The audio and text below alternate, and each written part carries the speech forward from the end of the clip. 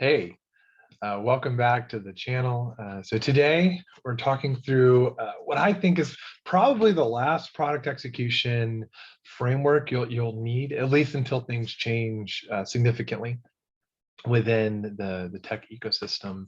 And so it's one I've put together. I'm ex-Microsoft. I've had offers from Facebook and Meta, offers from startups, offers from Microsoft and internally. So this is what I use to get those offers at a very high level. Just as a very top level overview, you probably already know this, but there's kind of three different types of interviews that you will typically run across within the lower, so IC levels of big tech. That's going to be product execution, product sense, and leadership and drive. Leadership and drive is your normal behavioral stuff. Tell me about a time when failed. Did you take ownership? Were you resourceful? Like, how did you work through conflict? It's pretty normal interview stuff. Product sense is covering building a new product, right? Or making a significant addition to an existing product. So could be you're designing a new car, a new vehicle for Tesla. You're designing a new avenue for Meta. Your Google is thinking about getting into the AR space in a different way. What would that like? How would you work through that, right? So really building out a new product and thinking strategically.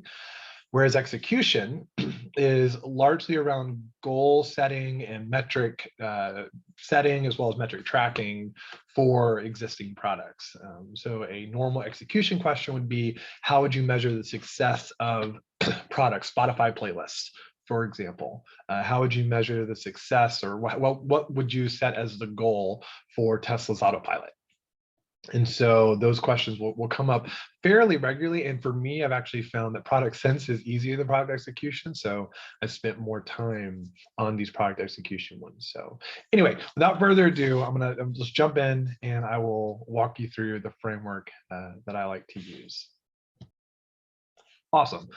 So as you can see, product execution framework, obviously every interview will start with a question. And honestly, I think you can use this for not just for interviews. Obviously, it's very helpful for interviews, but this is like the process that I use when I'm thinking about how do we track and measure and do the health for existing products. So I definitely don't think this is just limited to interview prep. It's a very helpful framework, I think, around like real life product management. So they'll ask some sort of question. We'll say, how would you measure success for Spotify playlists? That's just one that I mentioned before, Spotify playlist. Perfect. So as we think about this, the very first thing that you would want to do is ask clarifying questions, right? So you want to get the context of what that is. And this is true whether you know the product really well or not, in interviews or not in interviews, right? You want to ask and understand the scope of what this means, so things around like what would playlists look like, so how developed is this, is there any additional information that we need, but clarifying questions that you would want to track there. And then I typically would outline the whole framework that I want to adhere to. Obviously, it's not rigid, it's just a structure, and you want to be fluid with this. I mean, there's no prescriptive approaches to ambiguous questions. So, I think it's helpful to have this scaffold. So talk about mission / rationale, right? So mission, rationale, and what this really is what is the overall org mission, right? So what's the mission of Spotify in this case, or what's the mission of insert company name? And why was this product built? So what is it adding to that overall mission? What is it accomplishing? What is it driving towards? And you're really trying to say like, hey, this is just really high level. Everything we talk about after this will tie back to this. So it's really important to get this right. But it's usually like 1 to 2 minutes. And you're saying just, hey, this is why what Spotify is trying to achieve. And this is how this product drives that achievement, right? So mission, rationale. Then for me, I like to get into the target audience, right? So we have who at a very, very high level, not like user specific, but like who are the groups of people that are benefiting or interacting with playlists, right? So in this case, how do I set the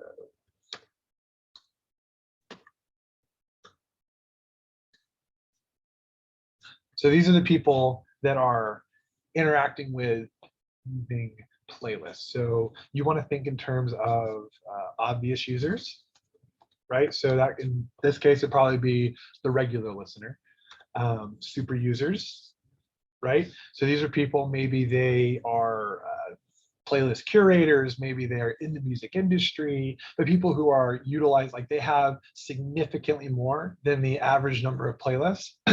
Those are important because typically they're going to show you, they'll help inform the roadmap for product creation, right? If they're using it in a way typically that other people are not, you can use that to say, can we get other people into the product, because those are going to be your highest utilization time on app people, right? So obvious users, super users, most places have a two-sided market. So there's just maybe a question, but businesses slash for-profit entities. So are there any for-profit entities that benefit from playlists? You want to think about those, and then also creators, right? So in this case, Spotify as music creators. If you're indie, for example, it's it's a really big benefit for if you show up on playlists, especially ones that are Spotify curated. And then you actually have Spotify itself, right? Because Spotify curates a lot of playlists and they're driving. It's almost like the Amazon basics of music. So outlining this, so Spotify, but really high level, this is going to be organization. An organization almost always has stake as an audience, right? They built something, they're going to benefit from it. From this, right, you want to highlight and show your ability to prioritize one, maybe two of the most key users that you want to focus on, right? So you've shown that you have looked at the entire picture, and now you want to drive down and say, this is the grouping with whoever it is that I think is most important as we think about measuring success and the overall mission, right? So to me, without knowing the mission, I haven't looked it up or anything, I think obvious users, so regular people, are going to be the largest total addressable market. So they're one of the most important, and I think creators as well, and giving them the tools to navigate and show up on playlists is really important. I think these two things are the most important, tying back to Spotify's overall mission. If you want to narrow it down to one, probably these obvious users, while not ignoring these others. I think this is going to be, the regular people are going to be the most important target audience. So from there, I will typically go into primary, I should say, and secondary goals. And what this is for playlists, right? As a whole, you want to all up say, like, why does this exist, right? So primary is what, in very high level terms, is this trying to achieve? And what user problems is it solving? So you would want to spend some time thinking about this. What I typically do is start with a kind of like an obvious statement and then build out from there. I just let the interviewer, whoever's in the meeting, know that's what I'm doing. So in this case, for example, I think an example is helpful. We'll say Spotify playlists exist to help people organize their audio preferences. That's not great. So, but it's a start. And so I would think about this and say, all right, so at the most high level, playlists exist to sort and combine music. So organize, I think we could add stuff there. We say mix and match their audio preferences. Also, while letting letting users discover curated music types. I'll say curated audio types because it may be limited to the music right now, but they could add audiobooks, they could add podcasts or short form down, so it's audio. Discover curated audio and new artists. Something like that, right? So you're trying to say, does this hit back? Does it benefit the obvious users that we called out? So creators, the regular people. Does it tie back into the org mission of as much as you can hit? And intuitively, does it outline like all the major areas of what the thing does, right? So playlists, you're in the very simplest of forms, taking a track, dragging it into something, and now it's part of that grouping, right? So this is obviously, I would spend more time on this and unpack it a little more in an actual interview, but really you're saying, high level terms are you trying to achieve? Secondary, and you won't always go into secondary. It'll really depend on interview style and whether they decide to interrupt or go a different direction. But secondary is more specific functionality of the product. Right, so this could tie back to how does it help creators? How do they, organize their music, tag it in such a way that it shows up on playlists that will be curated? How does it help people sort through their playlists, discover new playlists? So it's not the overall top level of what it's trying to achieve, but it's more it rounds out the overall product. From there. So we talked about mission, rationale, target audience, primary, secondary goals, and now we want to pause, right? And I would typically ask the interviewer, so some sort of questions of, does that make sense? Right? Does that make sense? Any place you would like to dig deeper?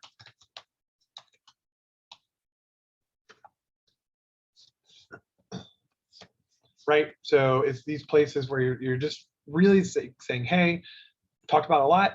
Before we get into this actual measuring success, call out, I know we're not at measuring success and getting to metrics, but I want to pause and make sure that this is clear, because this, having this right will absolutely set the tone for the metrics that you're gonna talk about.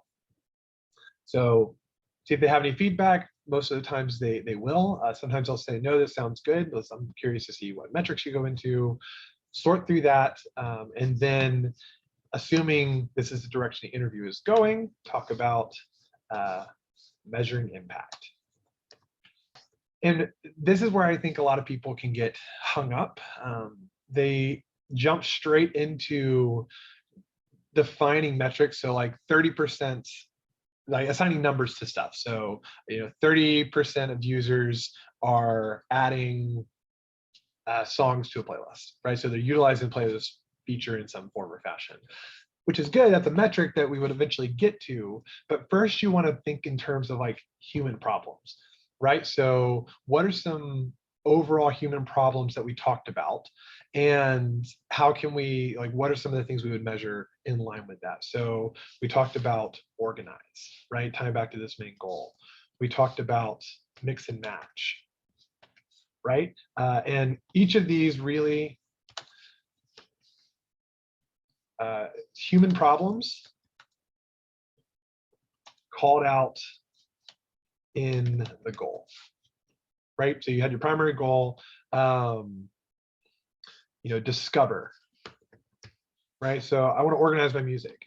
Like we want people to mix and match different types of music. We want people to discover new artists, and community engagement, right? So whether that's engaging with artists, whether that's engaging with Spotify curated playlists or other people's curated playlists, friends curated playlists, right? These are some different things that we think are really important from the goal.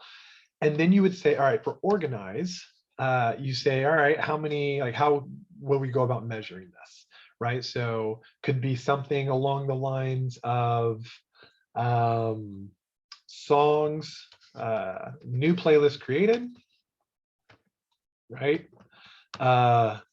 Songs added to playlists. For example, mix and match. So potentially songs from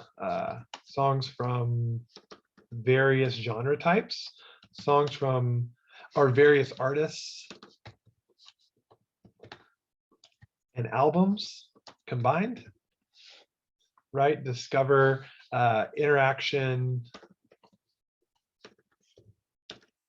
with brand new playlists, right? Brand new playlists, interactions with brand new artists or artists that they haven't listened to before, right? So net first time listens, and community engaging, right? Similar to the other one, like playlists of friends listen to,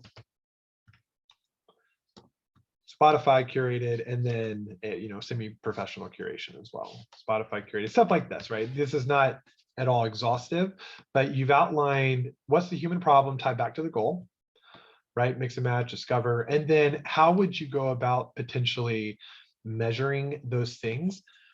This next step is super important. You need to define a North Star, right? So you have, this is part one, right? You measure impact, and then you're going to define North Star. This is the most important thing to measure. The most important thing to measure, right? So you were saying, all right, of these things, we think, and we have utilization, right? So there's another one up here, utilization, which is like MAU, monthly active users, WOW, weekly active users, stuff like that. So you're saying, what do we need to take in consideration, and what's the top level thing? We're talking about this overall question, measuring success for playlists. Like what does that look like? And so you have to define it in scope of the product. Off the top of my head, I'm just, I haven't worked through this more than what we've just done right now. I would say, if we're helping people organize mix match preferences and discovering. So I think the most important thing is this organize bucket, right? So they're creating new playlists. They are adding songs to those playlists. So to me, a North Star to measure is organize. With a secondary, I think this interaction. So how much are they like using playlists as a method to discover new songs, right? So I would say that's a secondary metric that we want to pay attention to. So this organize, and from there, define specific metrics for success, right? And it could be, number of playlists created. So we would expect, metrics of success is that of our total user base, 30% are utilizing playlists in some form or fashion, or creating a new playlist every month, right? Or every week. And that's the healthy measure of success. If at least 30% of the user base is tying into that, then we have a control to see what we would aspire to. In real life, I would go to a data scientist and say, hey, what's our current utilization of playlists? And see what they say and say, okay, how do we bump that number? The most important thing is that they are being created and people are adding songs to them. So what can we do product-wise to modify that number and increase that interaction of showing the value to people to organize the stuff they like to listen to? And so you define those specific metrics, right? So 30% if it's, or 10% increase in the utilization of playlists over the next 6 months, for example. People adding whatever songs in there, and then counter metrics as well, right? So you define your specifics, and with those, you would also want to call out potentially trade-offs or countermetrics. Countermetrics are things that go down when something else goes up. So as an example, with playlists, right? So let me actually write that out. Things that go down when other metrics go up. Stuff to watch out for. So the playlist, it could be you want to watch out for total time on app, right? So like to say, are people using the playlist, and is that reducing their overall interaction with the application itself? Total listening time, you'd want to make sure you're watching total listening time to see, like, does playlist drive more listening or less listening, right? If people are interacting with that more, something happening. Interacting with new releases, right? Albums, right? So if we see a major or significant decrease in interaction with new albums because people are not like going beyond their playlist, right? They're creating their list, not really discovering anything new, adding anything new, not interacting with new releases. That's something to watch out for. But it's anything that could go down when other metrics goes up. So as people start using playlist more, like what could potentially go down that we want to monitor as well to make sure it's staying healthy. And honestly, like it can go anywhere beyond that. But this is basically the framework that I use and have used to get pretty significant offers from big tech. I hope it's helpful. There's one, I guess, more nuance to an execution question. They could also then throw at you, suppose playlist decreased, playlist mal decreased by 10%. So some sort of increase or decrease in percentage. How would you go about diagnosing that? It's a separate video. Maybe I'll do that one next. But this is the general framework for most execution questions, right? There's, measure success, set the goal for, realign to, like, this is what I would do. So hope you enjoy. If you have any feedback, comments below, definitely appreciate it. But I will catch you in the next video.